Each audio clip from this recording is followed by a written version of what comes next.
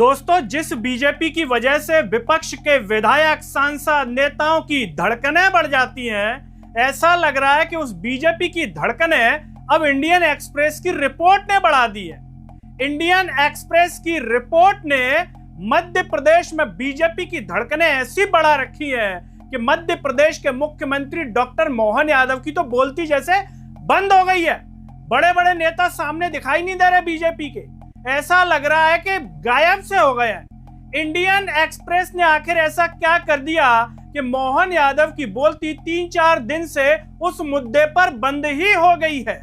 दोस्तों, Indian express ने एक पड़ताल छापी है और ऐसी छापी है जिसे देख करके आपके होश उड़ जाएंगे। जमीनों का खेल, और छोटा मोटा खेल नहीं दोस्तों, एकड़ों का खेल। मध्य प्रदेश के मुख्यमंत्री डॉक्टर मोहन यादव के परिवार पर गंभीर आरोप लगाए हैं। इस इंडियन एक्सप्रेस की रिपोर्ट ने सीधे तौर पर कहा है कि जब मोहन यादव शिक्षा मंत्री थे और अब जब मुख्यमंत्री हैं तो उनके परिवार की जमीनों में बढ़ोतरी देखने को मिलती है। नमस्कार, मैं हूं गिरिराज शर्मा और आप देख रहे हैं सरल टॉक।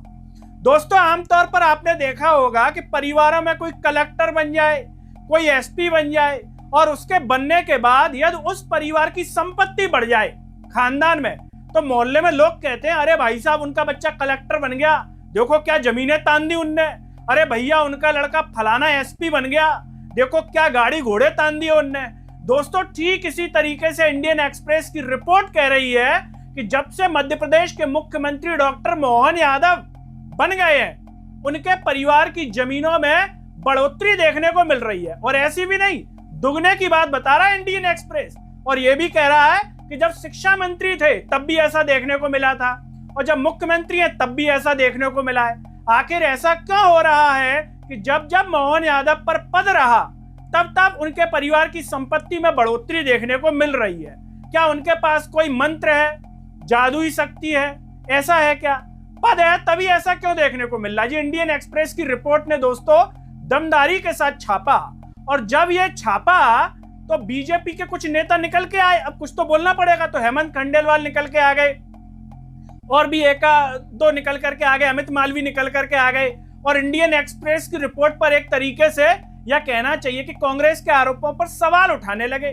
तो दोस्तों, आज इंडियन एक्सप्रेस फिर सामने आ गया, उसके सौरभ द्विवेदी सामने आ गए और सौरभ द्विवेदी ने जो बीजेपी की ओर से बातें कही जा रही थी, जैसे हेमंत खंडेलवाल ने कहा, अमित मालवीय ने कहा, और सौरभ द्विवेदी ने उनकी सारी बातों का जवाब दे दिया। यानी कि इंडियन एक्सप्रेस की रिपोर्ट ने अपने वीडियो में जवाब दे दिया। सीधे तौर पर सौरभ द्विवेदी ने कहा कि हम हैं इंडियन एक्सप्रेस, दमदारी के साथ पूरी रिपोर्ट को अच्छे से बता दिया और ऐसा बताया कि विपक्ष यानी कि कांग्रेस पार्टी ने सौरभ द्विवेदी यानी कि इंडियन एक्सप्रेस की उस रिपोर्ट को साझा किया, शेयर किया और बीजेपी के तमाम नेताओं से सवाल भी पूछे। हालांकि इतना सब कुछ हो गया, लेकिन नरेंद्र मोदी ने अभी इस्तीफा नहीं लिया मोहन यादव का। लोग इस पर भी सवाल खड़े कर रहे हैं कि हमारा प्रधानमंत्री इतना ईमानदार है लेकिन इस्तीफा लेने में देरी करता है।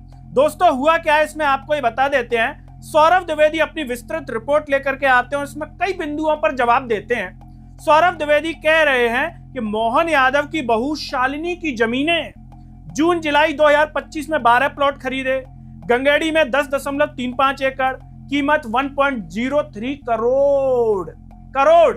आपने सोचा भी नहीं होगा, क्या कभी खरीदा है क्या आपने बीजेपी की सरकार में, नरेंद्र मोदी के प्रधानमंत्री बनने के बाद या मुख्यमंत्री डॉक्टर मोहन यादव के बनने के बाद? क्या हमारी भी जमीन बढ़ गई मोहन यादव के बाद?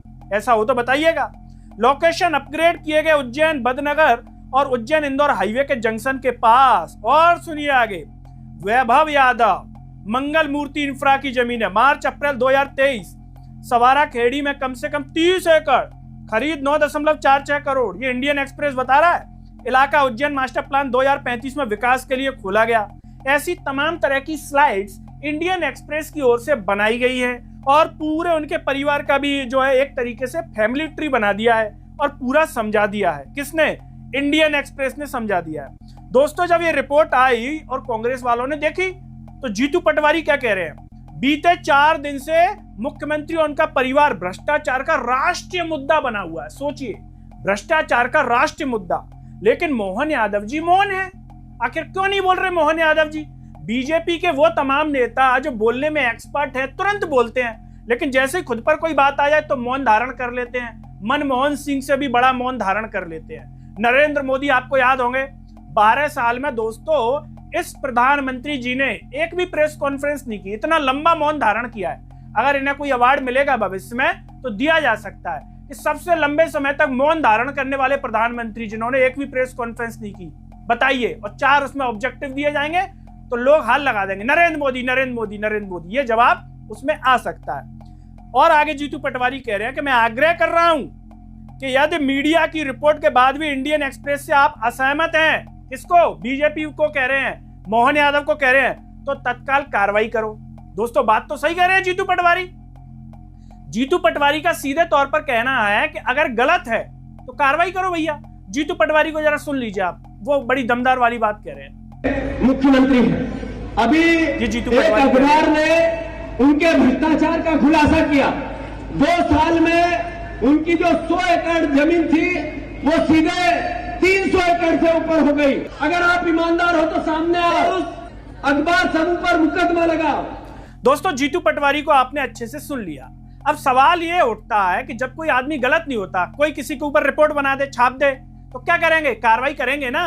तो मोहन यादव ने अभी तक ट्वीट क्यों नहीं किया, मीडिया में क्यों नहीं कहा, जो तुरंत आकर के कहते हैं कि हम इंडियन एक्सप्रेस पर कार्रवाई करने वाले हैं? उन्होंने झूठी रिपोर्ट छापी है, उन्होंने असत्य छापा है। मोहन यादव को इतने दिन हो गए लेकिन कुछ भी नहीं बोले, न चू नचा नची, कुछ भी नहीं निकला। इससे में लोगों के मन में और सवाल आ रहा है कि मोहन यादव गलत हैं क्या? मोहन यादव के परिवार ने लाभ लिया है क्या इनके पद का, मुख्यमंत्री पद का? इतना जनता लाभ नहीं ले पाई जितना उनका परिवार लाभ ले रहा है। अब इसके आगे क्या कह रहे हैं जीतू पटवारी कि मध्य प्रदेश की छवि बचाने के लिए पीएमओ इंडिया तत्काल सीएम के मौजूदा चेहरे को बदलें या मुख्यमंत्री खुद इस्तीफा दें।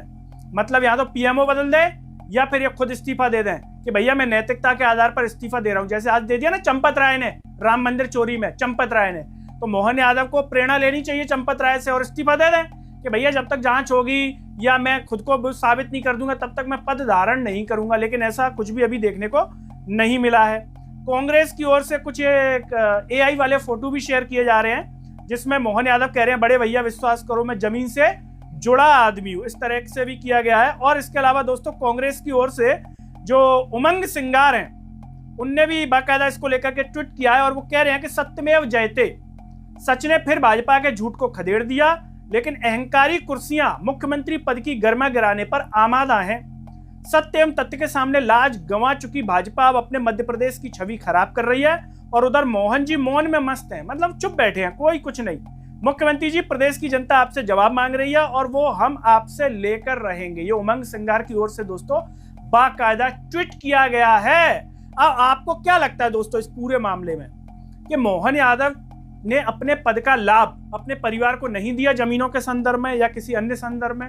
और इंडियन एक्सप्रेस अगर गलत है तो सीधा केस क्यों नहीं कर रही बीजेपी? मोहन यादव केस क्यों नहीं कर रहे, इतना विलंब क्यों कर रहे हैं? प्रदेश की जनता को बताएं कि भैया हमने वकील के थ्रू केस लगवा रहे हैं या ये झूठा है सब कुछ। इतना चुप क्यों है? शिवराज जी कहते थे, एक बयान में शिवराज जी ने कहा था एक बार मीडिया के सामने कि जब कोई व्यक्ति गलत नहीं है तो डर कैसा? तो भैया जब गलत नहीं है तो डर कैसा? सामने आओ और बोल दो मीडिया के सामने, इतना वो छिपाने की जरूरत ही नहीं है। तो दोस्तों आप इस मामले पर जो भी सोचते हो, आपको क्या लगता है कि नरेंद्र मोदी इस्तीफा ले लेंगे मोहन यादव का या फिर नहीं लेंगे? आपकी जो भी राय हो कमेंट बॉक्स में जरूर बताइए। इस वीडियो को हर जगह शेयर कीजिए, चैनल को सब्सक्राइब कीजिए, साथ ही साथ सरल टॉक के Facebook, Twitter, Telegram, Instagram page को आप जरूर फॉलो कीजिए। अंत में सभी से एक अपील है दोस्तों, जब यूट्यूब पर आप ये वीडियो देख रहे होंगे तो नीचे आपको जॉइन थैंक्स का बटन दिखाई दे रहा होगा। अगर आप आर्थिक रूप से सक्षम है तो उन बटनों के द्वारा या फिर फोन पे के QR कोड द्वारा आप हमें जरूर सपोर्ट कीजिए जिससे हम और बेहतर कार्य कर सकें। नमस्कार।